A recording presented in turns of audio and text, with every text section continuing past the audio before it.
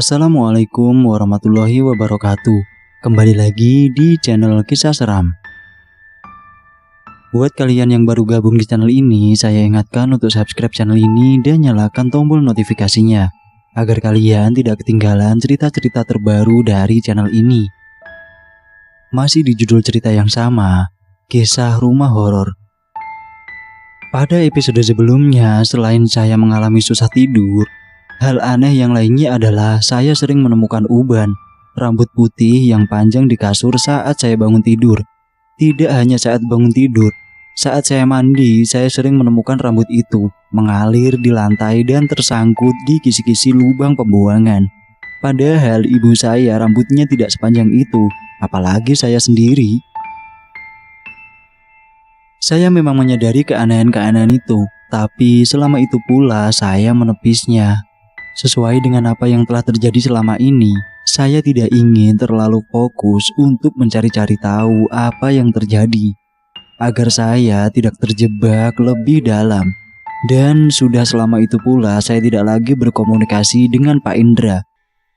Saya ingat sekali, saat itu hari Kamis, saat matahari sedang menyinari dengan teriknya di parkiran kampus.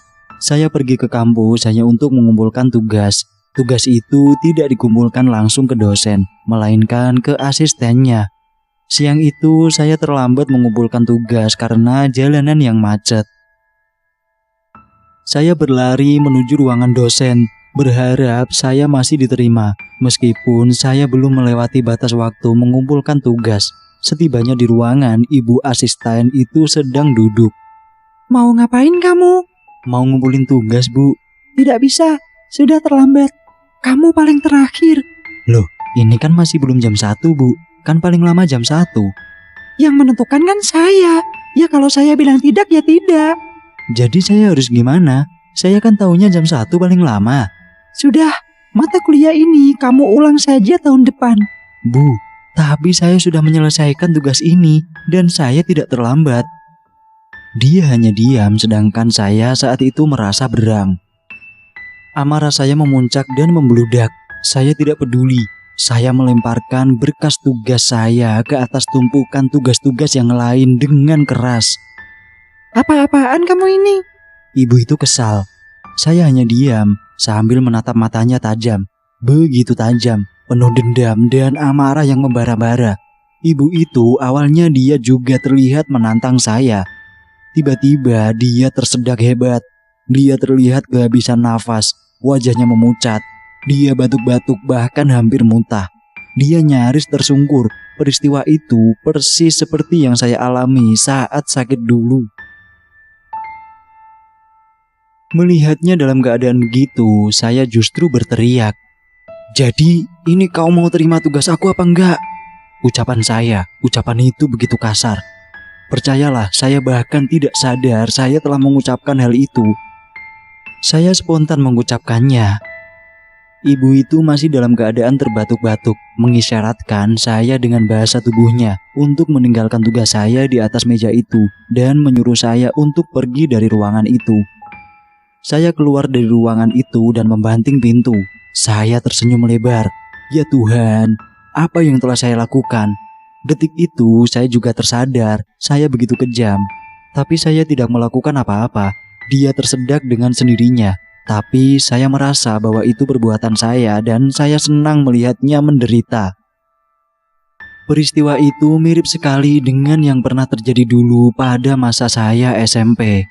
Saya terus kepikiran hingga saya tidak sadar saya sudah kembali berada di parkiran. Saya masuk ke mobil, membuka kaca jendela dan membakar rokok, menghadap ke pintu masuk gedung, di bawah teduhnya pohon dan angin yang berhembus lembut. Sudah beberapa menit saya duduk di mobil dalam parkiran kosong dan akhirnya memutuskan untuk mengendarai mobil dan pergi. Sudah beberapa meter mobil itu bergerak dan hampir di depan pintu masuk kampus. Saat itu pula ibu asisten itu keluar dari pintu itu dan berjalan menyeberang melewati mobil saya. Dengan spontan saya menancap gas dan hampir menabrak ibu itu. Dia bahkan berteriak. Saya tersenyum lebar sambil melihatnya panik mengelus dadanya. Dia melihat saya dari luar, menembus kaca mobil yang nyaris transparan. Saya akhirnya tetap melanjutkan perjalanan mencari kedai kopi terdekat untuk duduk sendiri bersantai menikmati internet gratis sambil mengerjakan tugas dan memikirkan apa yang perlu saya pikirkan. Untunglah di sekitaran kampus ada begitu banyak pilihan kafe. Saya memilih kafe yang terlihat paling tenang dan sepi. Saya duduk di sudut kafe memesan secangkir kopi, susu, dan roti bakar. Saat itu kepala saya terasa berat. Saya sudah berlaku kejam terhadap ibu asisten itu. Saya tidak seharusnya melakukan itu. Saya tidak berniat melakukannya. Ada tenaga lain dalam tubuh saya yang melakukan semua itu. Saya yakin. Selama ini saya memang sering marah sendiri. Tapi itu semua cukup saya pendam. Saya tidak sampai melakukan tindakan sejahat dan sekasar itu. Ini sudah semakin parah. Saya menunduk sambil menekan-nekan kepala saya. Tiba-tiba si pelayan hadir mengantarkan minuman. Silahkan mas, ini kopi susunya. Oh iya mas, makasih. Mas, maaf, mas sehat kan? Mau saya ambilkan obat? Kebetulan saya selalu bawa. Hah? Oh sehat kok, memangnya kenapa? Iya, dari tadi saya lihat kok kayaknya mas kurang sehat. Itu lingkar matanya hitam bener. Oh iya? Iya mas, atau cuci muka saja dulu biar barang-barangnya saya jagain dulu. Saya bergegas menuju ke toilet kafe itu. Begitu membuka pintu, ada cermin yang langsung menghadap saya. Saya membasuh wajah saya dengan air dan melihat wajah saya di cermin. Meskipun sebenarnya saya tidak ingin melihat ke cermin. Astaga, benar kata pelayan itu. Wajah saya terlihat begitu lesu dan lelah. Lingkar mata saya begitu hitam. Saya terlihat lebih tua di situ. Saya terus menatap wajah saya di cermin itu, lama sekali. Saya menatap mata saya sendiri. Setelah beberapa menit, saya terkaget. Persis seperti yang pernah terjadi di rumah nenek saya dulu. Saya takut melihat wajah saya sendiri di cermin. Sorot mata saya begitu mengerikan. Saya tidak mengenal wajah saya sendiri. Saya seakan bertatapan dengan orang lain, orang yang begitu bengis dan siap menerkam. Tapi saya tetap melawan rasa takut itu dan terus menatap cermin itu, sampai ada yang menggedor pintu toilet. Pelayan kafe itu menggedor pintu dan menanyakan apakah saya baik-baik saja. Saya kembali ke meja dan menyeruput kopi susu yang mulai dingin. Roti bakar yang sudah tercaji di atas meja, tapi saya merasa tidak lagi selera untuk mencicipinya. Pelayan itu kembali dan menanyakan apakah saya perlu obat. Tapi saya memang tidak sedang sakit, mungkin secara fisik, tapi mental saya rasanya sangat terguncang. Saya berpikir keras, saya menduga-duga, apa mungkin jin itu telah memasuki saya? Perubahan dalam diri yang saya alami, apakah itu karena dia? Saya sudah mencoba keras meneguhkan iman dan keyakinan agar dia tidak bisa memasuki celah dalam batin saya. Ya, seperti biasa, saya tahu apa yang harus saya lakukan. Saya menelepon Pak Indra dan mengajaknya untuk bertemu di kafe itu. Setelah sekian lama, akhirnya saya menghubunginya lagi. Setelah menelponnya berkali-kali, beliau akhirnya menjawab telepon saya. Saya harus berbasa-basi dulu. Saya menanyakan kabarnya dan dia senang sekali akhirnya saya menghubunginya lagi. Dia mengaku bahwa dia terus memikirkan keadaan saya. Tapi beliau enggan untuk menghubungi saya duluan karena takut saya akan kembali terngiang-ngiang mengenai masa-masa sulit dulu. Dia berprasangka bahwa saya dalam keadaan baik-baik tanpa gangguan yang menyulitkan. Padahal gangguan yang saya alami sudah memasuki bagian internal dalam kehidupan saya, yang baru saja saya sadari saat itu. Saya tidak menceritakan apa yang terjadi melalui telepon dan dia setuju untuk berjumpa di kafe itu. Saya menunggu cukup lama di kafe. Bahkan saya sudah memesan kopi susu untuk kedua kalinya, hingga akhirnya beliau muncul. Beliau langsung duduk menghampiri saya dan memesan segelas air putih hangat. Tanpa berlama-lama, saya langsung menceritakan mengenai apa yang terjadi. Dia terlihat kecewa. Setelah mendengar cerita saya, saat itu dia yakin jin itu memang tidak pergi. Dia ada di sekitar saya. Kita harus kembali bertindak. Jika memang begini keadaannya, kamu harus yakin dalam diri kamu bahwa kamu tidak butuh dia dan dia harus pergi selamanya. Beliau berkata. Setelah beliau mengucapkan kalimat itu, ada rasa marah yang begitu membludak. badan saya terasa panas. Secara spontan saya menyiram wajahnya dengan air putih yang ada di depannya. Ya ampun, apa yang telah saya lakukan? Saat itu juga dia langsung menatap saya dengan tajam. Dia sedang menerawang saya. Saya tahu itu. Dia tidak marah dengan kejadian itu, dan untunglah tidak ada yang melihat peristiwa itu. Maaf sekali ya Pak, saya tidak bermaksud, saya tidak tahu. Iya, tenanglah, saya tahu kamu tidak akan mungkin melakukan itu. Pak, saya tidak bisa begini. Iya, saat ini yang kamu lakukan adalah tenangkan diri, lawan rasa amarah itu. Jangan lemah, kita akan membuatnya pergi dengan segera. Saat itu Pak Indra sudah yakin 100% bahwa jin turunan itu sudah benar-benar hinggap di tubuh saya. Jujur, setiap kali dia mengatakan hal-hal yang berkaitan dengan mengusir jin itu, saya merasa marah sekali. Saya tidak suka. Saya ingin sekali menampar wajahnya dan membuatnya kesakitan. Tapi saat itu saya melawan sekuat tenaga. Saya harus kuat. Kami tidak berlama-lama di situ karena langit sudah mulai gelap. Saya juga harus pulang karena ibu saya menunggu di rumah sendirian. Kami membuat janji untuk bertemu besok dan melakukan sesuatu. Sesuatu yang saya harap akan membuatnya pergi dari kehidupan saya. Selama perjalanan pulang, saya marah sekali menjadi-jadi. Saya merasa gila, saya berteriak-teriak di dalam mobil dan memarahi semua pengendara yang ada di depan saya. Saya bahkan hampir menabrak anak-anak yang sedang menyeberang jalan. Setelah melewati perjalanan yang melelahkan, saya tiba di rumah dan tidak memasukkan mobil ke garasi. Mobil itu saya biarkan terparkir di luar. Setibanya di rumah, ibu saya menyiapkan makan malam.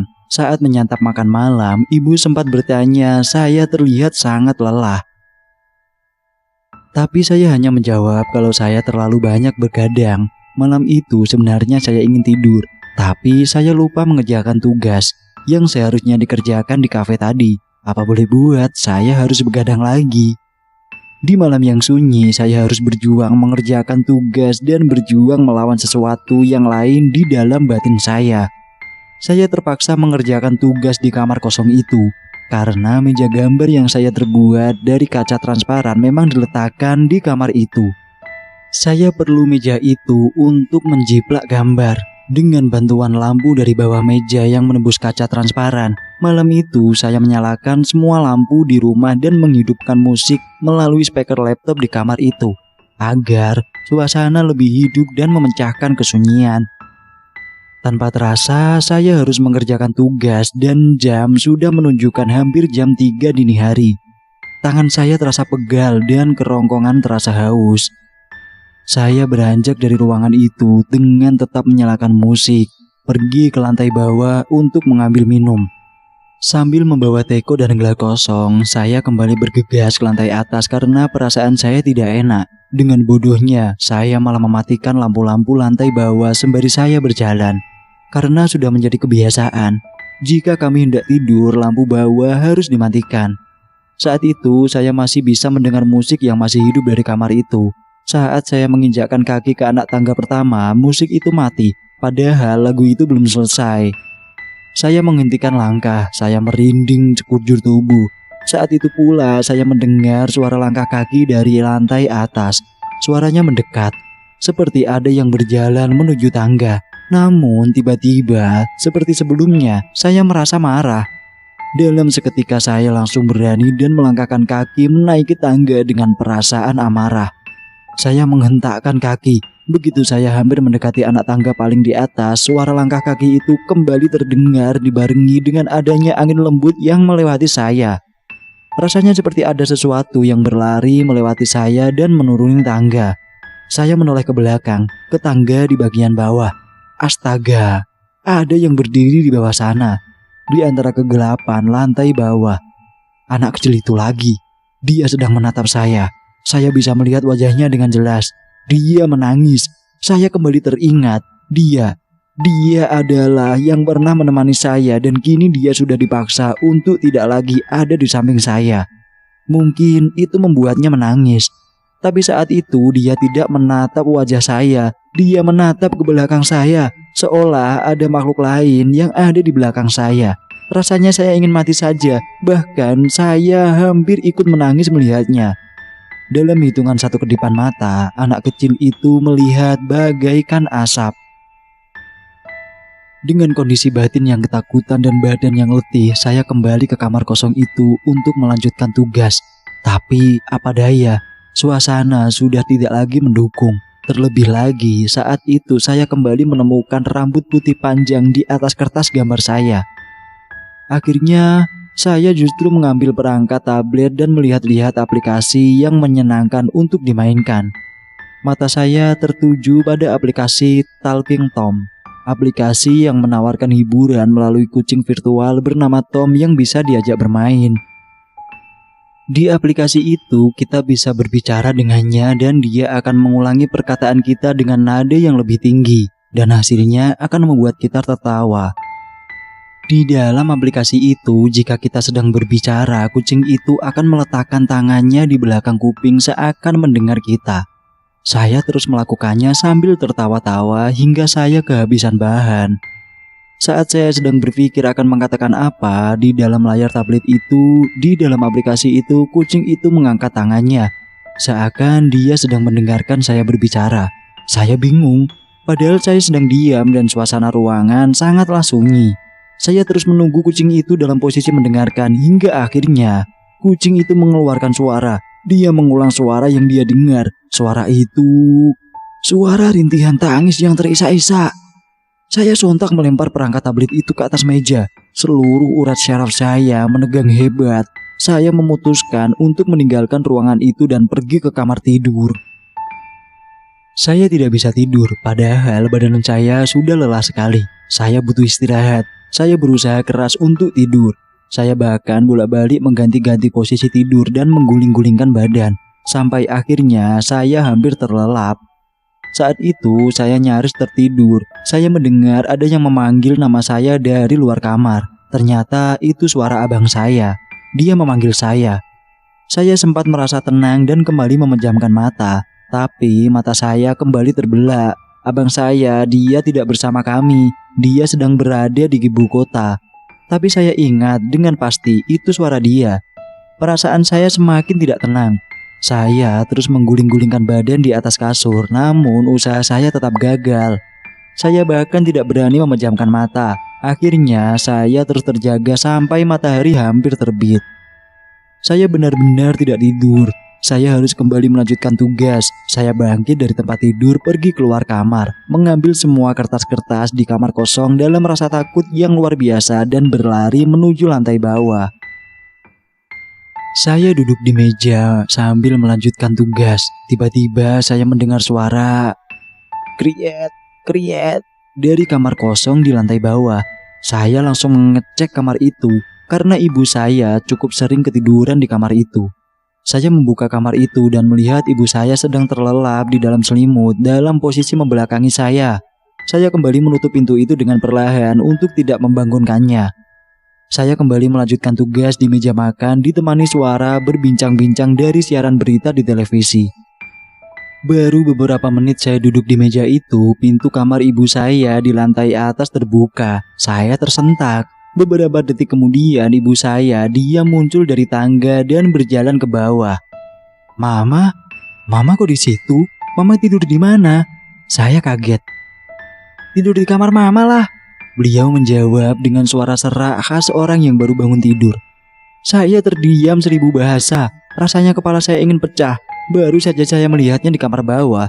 Meskipun saya tidak melihatnya dengan jelas karena ditutupi selimut. Jika dia tidur di kamarnya, jadi siapa yang saya lihat di kamar bawah? Ibu saya bertanya, ada apa? Tapi saya tidak menjawab apa-apa. Dia melihat saya dengan tatapan aneh selama beberapa detik.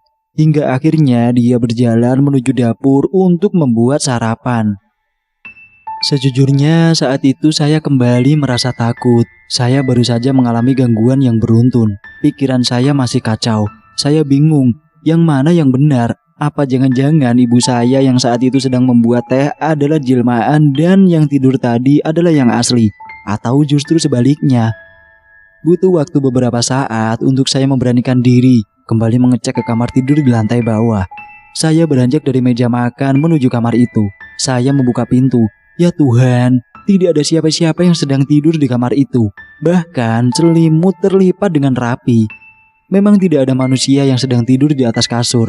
Tapi gambar itu, gambar yang disimpan ibu saya sedang berdiri bersandar di bantal di atas kasur itu.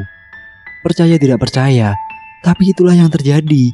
Saya melihat gambar itu, melihat mata dari sosok yang ada di gambar itu. Rasanya tidak nyaman. Mata itu kembali menatap saya. Saya kesulitan untuk menerima apa yang terjadi. Gangguan yang saya alami saat itu benar-benar beruntun. Kepala saya terasa berputar-putar. Saya kembali menutup pintu dalam keadaan menahan teriakan di dalam hati. Di dalam benak saya terpikir sesuatu. Apa dia mungkin marah karena saya berencana untuk mengusirnya?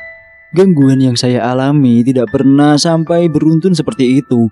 Pagi itu sekitar jam 9, saya siap-siap untuk pergi ke kampus karena kelas akan dimulai pada jam 10. Setibanya di kampus, saya menitipkan tugas saya kepada teman dan memintanya untuk menitipkan absen. Saya tidak sanggup untuk berada di ruang kelas, duduk mendengarkan ocelotehan dosen yang membosankan. Dalam kondisi mengantuk, sejak awal saya memang sudah merencanakan untuk menitipkan absen dan tugas kemudian tidur di perpustakaan kampus yang sejuk dan sepi. Saya masuk ke perpustakaan dan memilih kursi yang tidak terlihat oleh penjaga perpustakaan.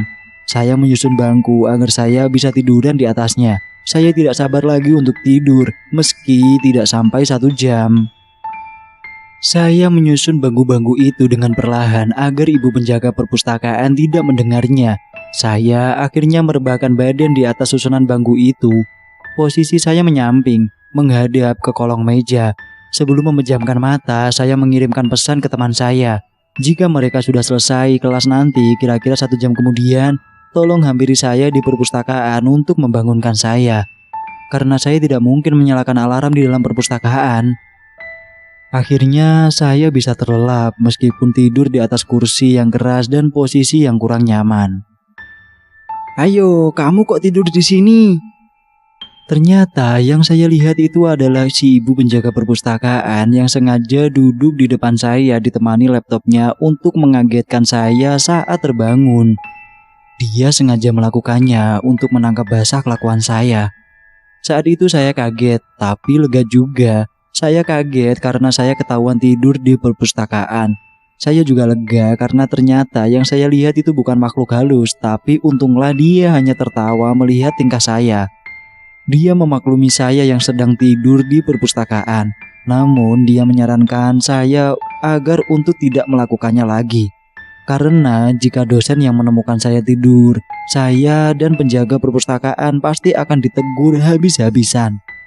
Akhirnya saya hanya berbincang-bincang dengan ibu penjaga perpustakaan untuk menghilangkan rasa kantuk.